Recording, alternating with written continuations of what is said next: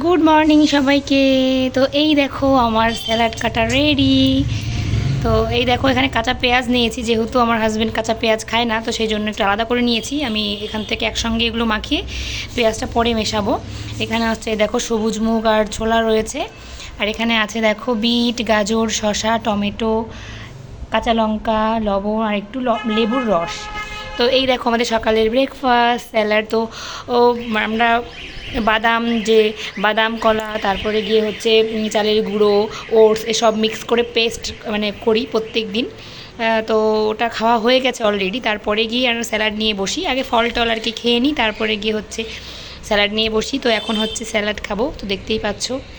কী বলো তো, এগুলো সিঙ্গেল খাওয়ার থেকে, যেরকম এটা হচ্ছে যদি তুমি সিঙ্গেল খাও অনেকটা সময় লাগে, কিন্তু যদি এরকমভাবে মিক্স করে খাও তাহলে কিন্তু অনেকটা কম সময় লাগে আর খেতেও টেস্টি।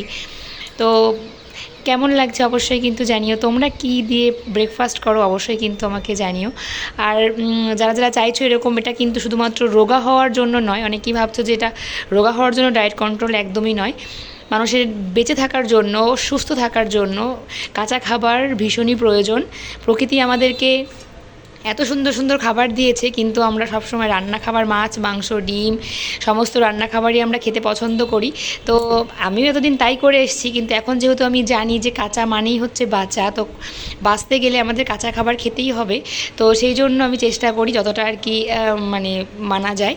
তো দেখলাম খেয়ে দিয়ে এগুলো কিন্তু বেশ ফিলিংস, শরীরের যে শারীরিক যে কোনো প্রবলেম থাকে সেগুলো কিন্তু আস্তে আস্তে সেটা রিকভার হয়ে যাবে, একদম কিওর হয়ে যাবে।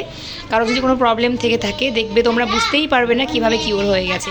তো অবশ্যই তোমরা ট্রাই করতে পারো। আর হচ্ছে এটা ভীষণই টেস্টি খেতে। অনেকে মনে করবে কিভাবে খায় না খায়, তো তোমরা একদিন খেয়ে দেখবে, অবশ্যই ভালো লাগবে। টাটা।